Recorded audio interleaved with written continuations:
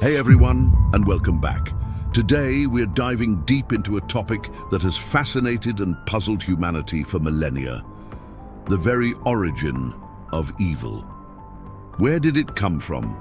How did something so destructive and dark enter a world supposedly created by a good and perfect God? We often hear about good and evil, but tracing evil back to its roots gives us incredible insight into its nature and, perhaps, even our own struggles.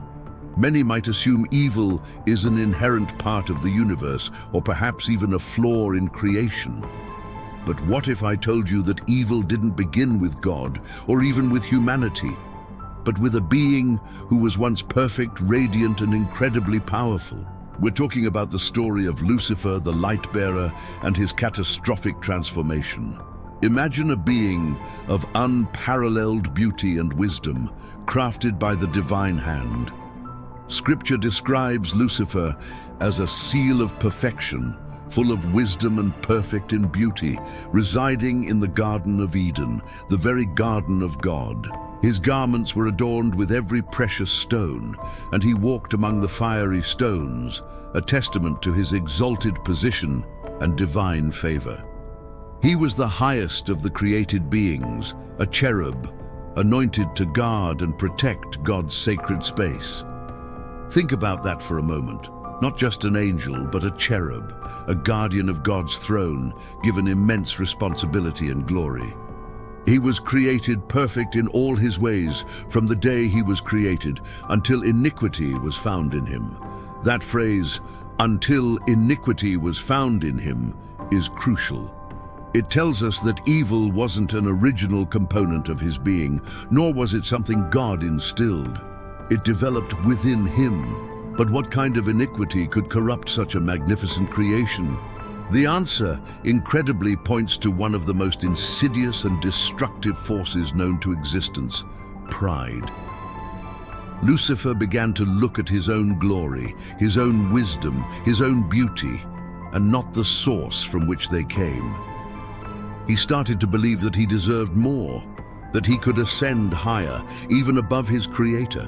We see this chilling ambition laid bare in passages like Isaiah 14:12-15. It depicts a dramatic monologue, a declaration of intent. "How you are fallen from heaven, O day star, son of dawn! How you are cut down to the ground, you who laid the nations low! You said in your heart, I will ascend to heaven. Above the stars of God I will set my throne on high. I will sit on the mount of assembly in the far reaches of the north. I will ascend above the heights of the clouds. I will make myself like the Most High." Did you catch that recurring phrase? I will, I will, I will. 5 times, Lucifer proclaimed his own will, his own desire to usurp the divine. This wasn't about creation or sustenance. It was about dominion and supremacy. He wasn't content with being the most glorious creation. He wanted to be the creator. This wasn't a casual thought. It was a deep-seated desire, a rebellion born out of an inflated sense of self-worth, and a profound disrespect for the one who bestowed his very existence. He began to see his own reflection as superior, believing his wisdom and beauty were self-generated rather than gifts. And what was the consequence of this monumental pride? A dramatic fall from grace. He was cast out of heaven down to the earth, losing his glorious position. And his original name, Lucifer, the light-bearer, forever associated with darkness and opposition to God. This wasn't just a demotion, it was a complete severance from the divine presence and purpose he once enjoyed. So the critical takeaway here is this: evil did not originate with God. God created a perfect universe and perfect beings. Evil began in a creature who, despite being perfect and free, chose to turn inward, to elevate himself above his maker. It was a choice, a deliberate act of rebellion, fueled by the corrosive power of pride. And this origin story holds immense relevance for us today. The phrase, "pride always comes before the fall," isn't just a proverb, it's a profound truth rooted in the very beginnings of evil itself. When we look at ourselves, at our own tendencies to self-aggrandize, to believe we know better, to push against authority or to dismiss the wisdom of others, we're seeing echoes of that original rebellion. Pride, in its essence, is putting ourselves at the center of our universe, rather than recognizing our place within a larger, divinely ordered reality. It's the belief that our own understanding, our own desires, our own strength is paramount. And just as it corrupted the most magnificent of angels, it continues to be the root of countless conflicts, injustices, and personal downfalls throughout history and in our own lives. Think about it. Wars often stem from national pride. Arguments between friends or family can be fueled by stubborn pride. Even personal failures can often be traced back to an unwillingness to admit fault or seek help, all due to pride.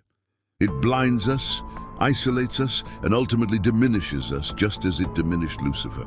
Understanding this origin helps us confront evil not just as an external force, but also as an internal inclination that we must constantly guard against.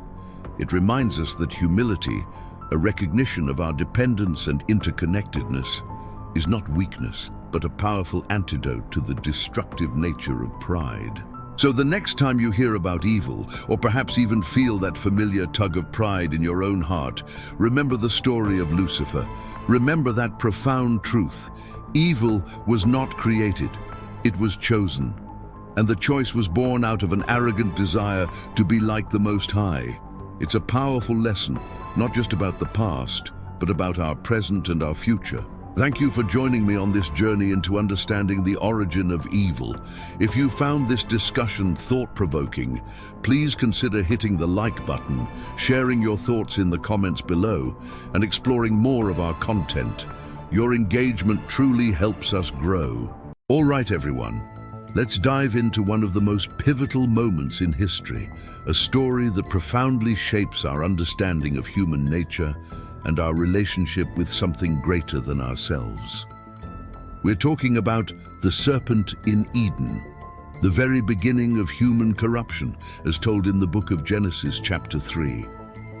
Imagine this: paradise, a perfect garden, untouched by sorrow, fear, or want.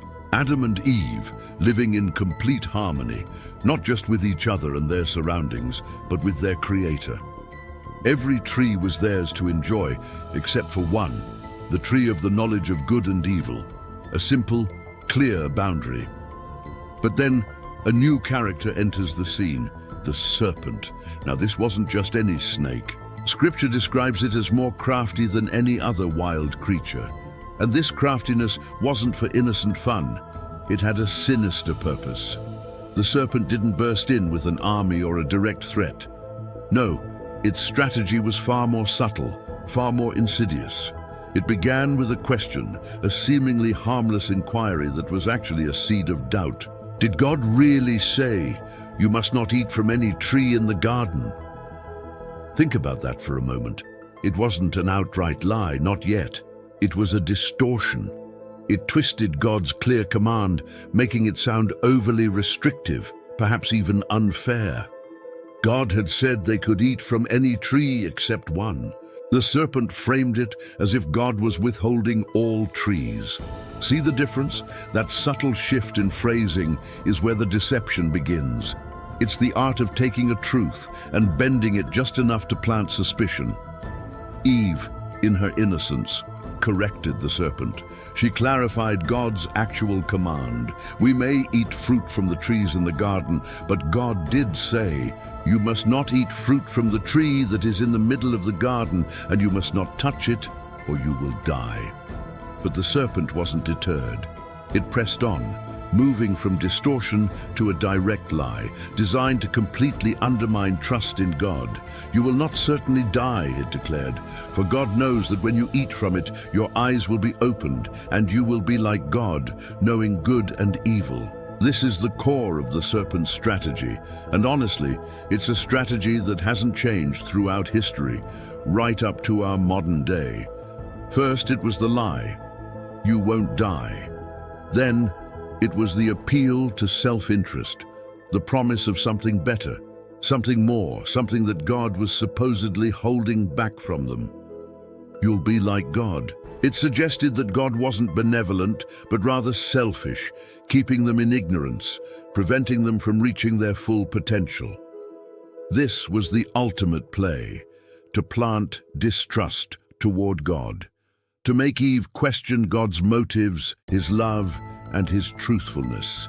The serpent painted God as a suppressor of knowledge, a keeper of secrets, someone who didn't want them to truly flourish. And this, my friends, is why the comment phrase, "The devil can destroy you unless you believe his lies," rings so profoundly true.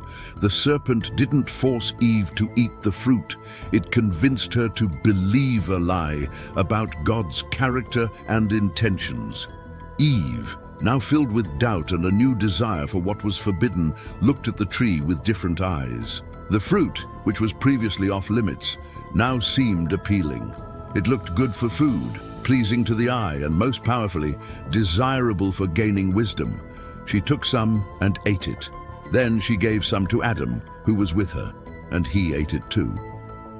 In that single act of disobedience, fueled by deception and a fractured trust, sin entered the world. It wasn't a physical invasion, it was a spiritual breach. The perfect harmony was shattered. Shame, fear, and guilt immediately followed. They heard God walking in the garden, and for the first time, they hid. The intimate, open relationship they had with their Creator was broken. Their eyes were indeed opened, but not in the way the serpent promised. They gained the knowledge of good and evil, yes, but it came at the cost of innocence, peace, and their direct communion with God.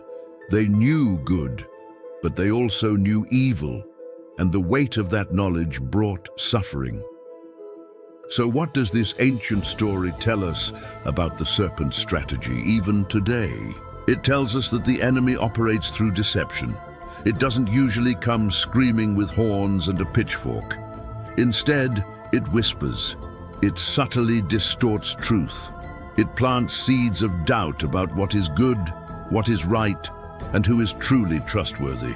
It tries to make you question the source of your guidance, whether it's your faith, your values, or the wisdom passed down through generations. The serpent wants to divide us from the truth, divide us from each other, and most importantly, divide us from the very source of goodness and life.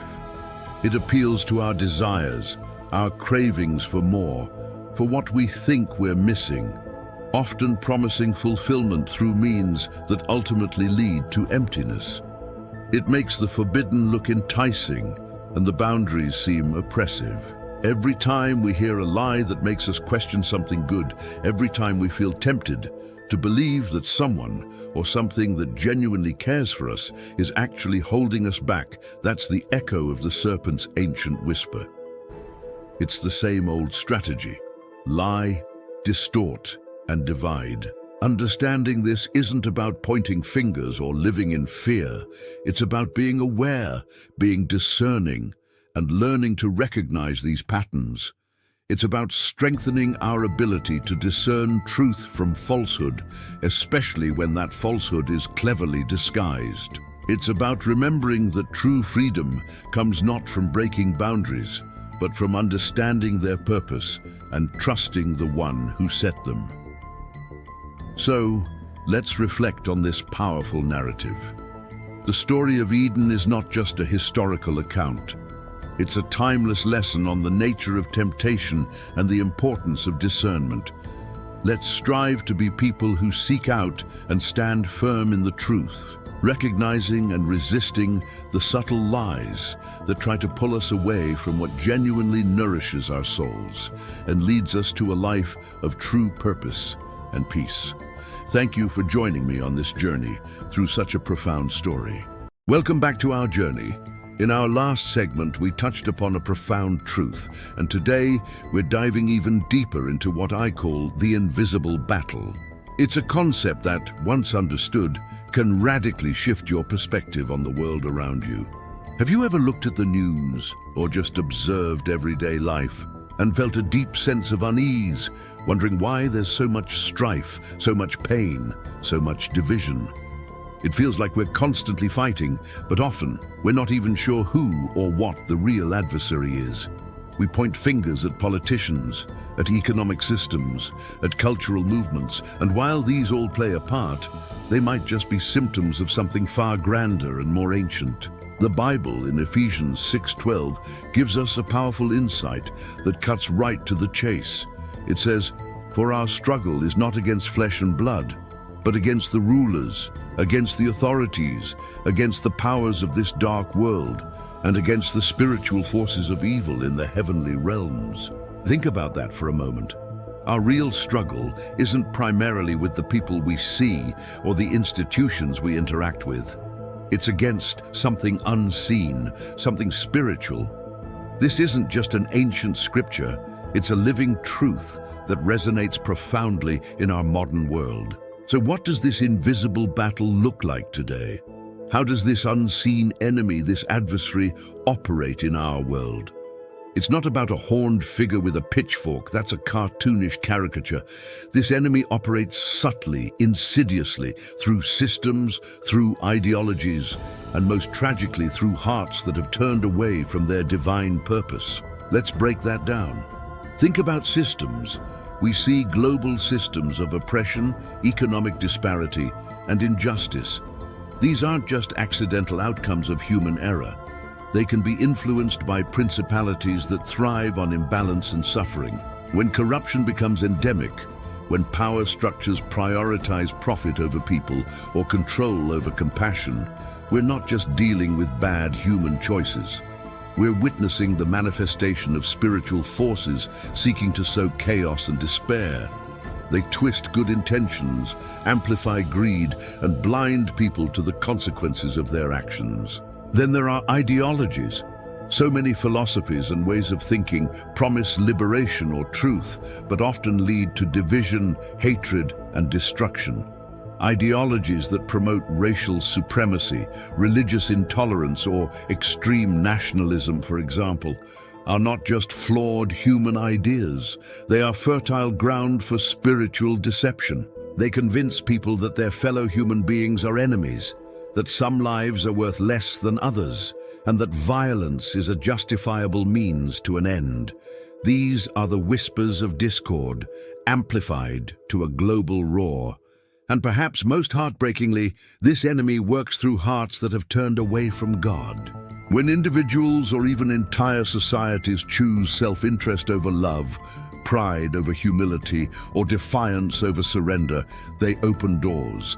They become vessels for the very forces that seek to destroy them and others. This isn't about judgment. It's about understanding the spiritual dynamics at play. When hearts harden, when empathy wanes, when truth is discarded for convenience, that's where the enemy gains ground. Consider the modern evils we face, the persistent wars that rage across continents, tearing families apart and displacing millions. The rampant corruption that erodes trust in governments and institutions, leaving populations vulnerable. The escalating hatred and division that pit communities against each other, fueled by misinformation and fear. These aren't isolated incidents. They are interconnected threads in a tapestry of suffering, woven by forces that delight in human misery. The evil in this world has a spiritual face, the enemy of your soul. This isn't about inducing fear, it's about empowering you with understanding. When you realize that the ultimate struggle isn't against other people, but against unseen forces, it changes everything. It shifts your focus from merely fighting symptoms to addressing the root cause. It invites us to look beyond the surface, to discern the spiritual currents beneath the headlines, and to recognize the true nature of the battle we are all in some way engaged in. Understanding this invisible battle is the first step towards effectively engaging in it. It calls us to arm ourselves not with conventional weapons, but with spiritual armor. It urges us to pray, to seek truth, to cultivate love, and to stand firm against deception. Because when we recognize the true enemy, we can then begin to truly fight for what is good, what is just, and what is eternal. Thank you for joining me on this deep dive into understanding the forces at play. If this conversation resonated with you, please consider giving this video a like and sharing it with someone who might benefit from hearing this perspective. Your support helps us continue to explore these vital topics. I'm grateful for your presence here, and I look forward to continuing this journey with you. Friends, welcome back to our journey through this powerful series. Today, we're diving deep into perhaps the most pivotal conflict in all of history, Christ versus Satan. This isn't just a story, it's the declaration of victory that changed everything for humanity. So buckle up, because we're about to explore how Jesus utterly defeated the forces of evil, both in the wilderness and, most dramatically, at Calvary. Before Jesus even began his public ministry, he was led into the wilderness, straight into a confrontation with the devil himself. 40 days and 40 nights without food. Imagine the physical weakness, the mental vulnerability. And that's exactly when Satan struck. He tried to tempt Jesus, not with small, petty things, but with the very core of his identity and mission. If you are the Son of God, tell these stones to become bread. He challenged Jesus' divine nature, his trust in the Father, and his path of humble obedience. But Jesus, armed with the Word of God, countered every single temptation. Man shall not live on bread alone, but on every word that comes from the mouth of God. He didn't just resist. He exposed Satan's cunning, demonstrating that true power comes not from worldly gain or self-serving acts, but from unwavering faith and adherence to divine truth. This wasn't just a personal struggle, it was a cosmic showdown, and Jesus emerged victorious, setting the stage for even greater triumphs. The wilderness temptation was just the opening act. The ultimate battle was waged on a hill outside Jerusalem, a place called Calvary. Think about it. Satan had been at work in the world since the Garden of Eden, sowing seeds of sin, deceit, and death. He had built up a dominion, a stronghold over humanity through fear and condemnation, and it all seemed to culminate at the cross. From a human perspective, the crucifixion looked like a colossal defeat for Jesus. His disciples scattered, his friends mourned, and his enemies mocked. The devil must have believed he had won, that he had finally crushed the Son of God. But what looked like defeat was, in fact, the greatest victory ever achieved. The cross wasn't just an execution, it was a strategic masterpiece, a divine counterattack that completely disarmed the enemy. Every single nail, every drop of blood, every moment of suffering Jesus endured was part of a meticulously planned rescue operation. He wasn't a victim, he was a volunteer. He willingly laid down his life, not because he was weak, but because he was strong enough to bear the weight of all humanity's sin, sickness, and sorrow. He took upon himself the very condemnation that Satan used to hold us captive. And when he uttered those final words, "It is finished," it wasn't a cry of resignation, but a shout of triumph. The debt was paid, the sacrifice was complete, and the legal grounds for Satan's accusation against humanity were utterly abolished. This brings us to a profound truth. The cross was Satan's final sentence. Think about the implications of that statement. Before the cross, Satan held significant power. He had a claim on humanity because of sin. But on that tree, Jesus broke that claim. He disarmed the spiritual rulers and authorities, making a public spectacle of them and triumphing over them by the cross. This isn't just poetic language. It's a declaration of cosmic legal victory. Satan's power structure was dismantled, his dominion was crushed, and his authority was stripped away. The chains of sin, guilt, and death that he used to bind us were shattered forever. Now you might be thinking, if Satan was defeated, why do we still see so much evil and struggle in the world? That's a crucial question, and the answer is this. While his power was broken, his influence continues among those who give him place. Imagine a deposed king. He no longer holds legitimate authority, but he might still have loyal followers, and he can still try to stir up trouble. Satan no longer has the right to rule, but he still attempts to deceive, to tempt, and to oppress. He prowls around like a roaring lion, seeking whom he may devour, but he does so without the ultimate authority he once possessed.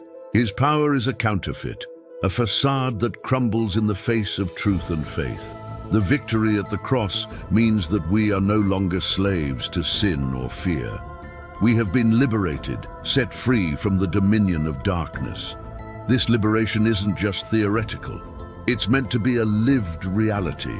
Because of what Jesus did, we now have the authority to resist the devil, to stand firm against his schemes, and to walk in the freedom that Christ purchased for us.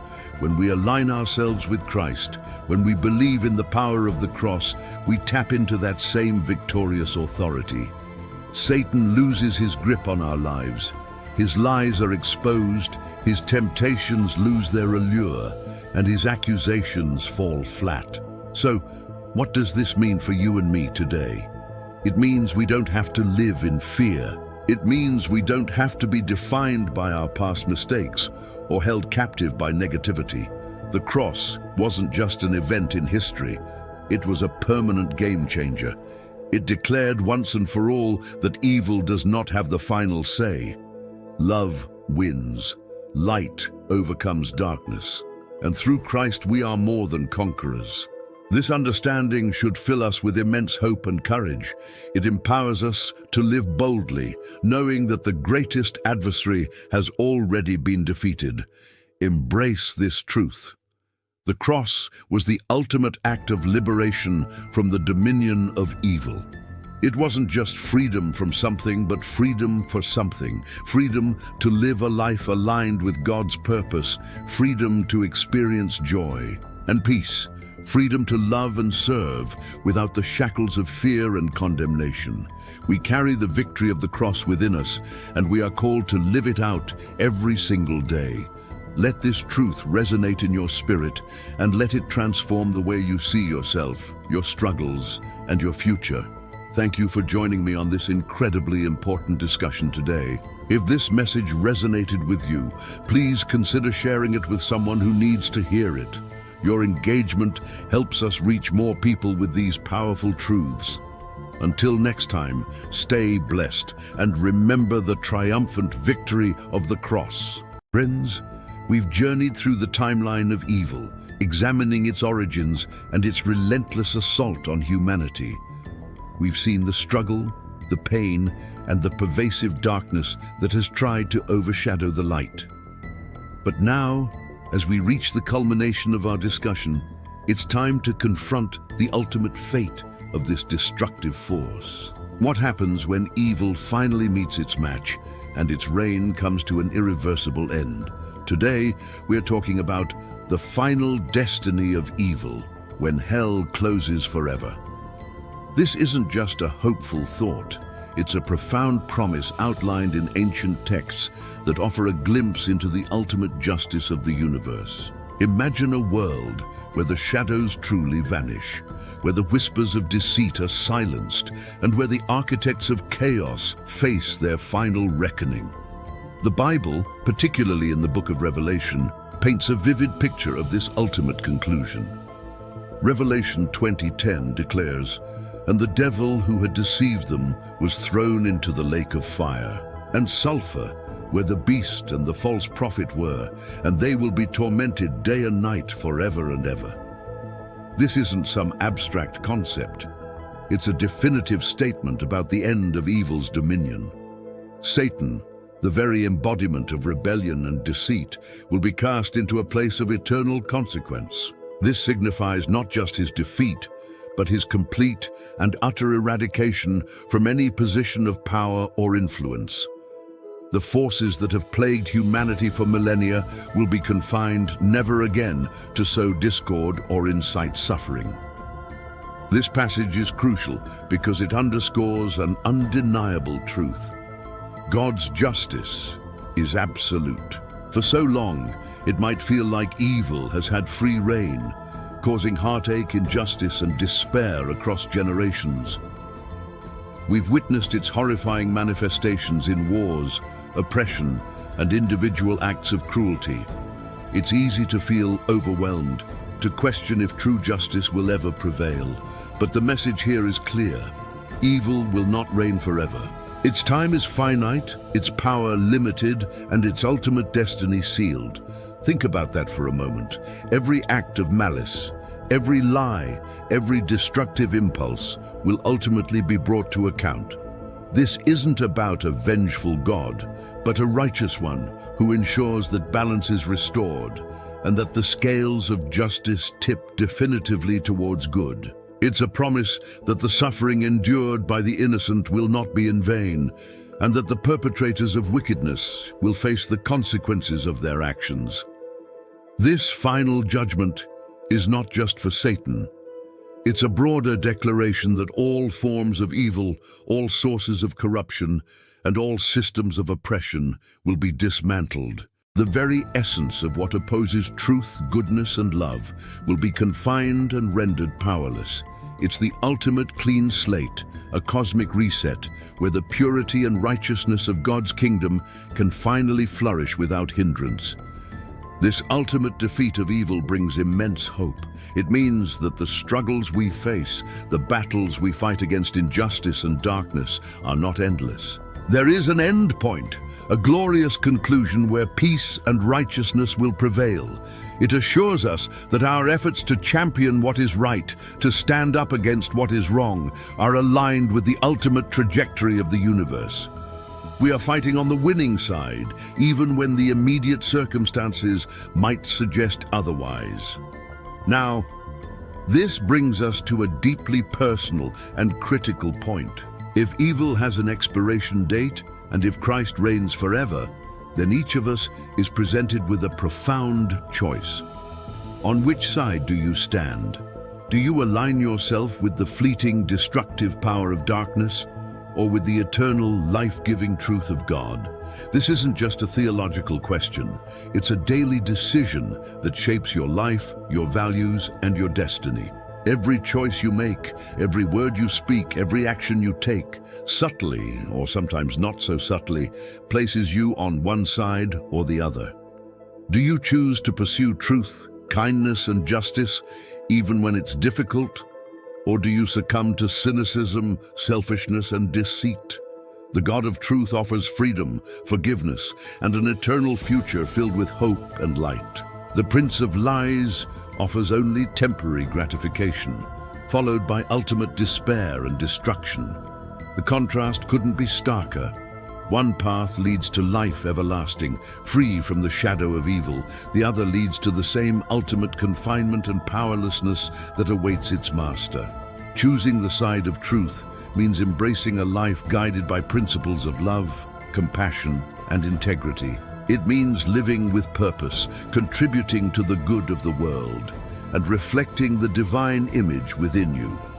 It's a path that offers genuine peace and fulfillment, even amidst life's challenges, because you know your ultimate destination is secure.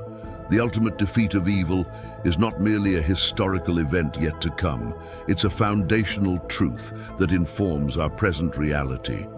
It gives meaning to our struggles, strengthens our resolve, and illuminates our path. It reminds us that no matter how dark the present may seem, light will ultimately triumph. So, as we conclude this journey, remember this powerful truth. Evil has an expiration date, but Christ reigns forever. Let this understanding empower you, guide you, and strengthen your resolve to stand firmly on the side of truth and light. Make your choice today and every day to live a life that reflects the eternal reign of goodness. Thank you for joining me on this profound exploration. If this message resonated with you, please consider giving this video a like and sharing it with someone who might need to hear it. And for more discussions that delve into life's deepest questions, don't forget to subscribe to our channel and hit that notification bell. Until next time, may you be blessed with peace and purpose.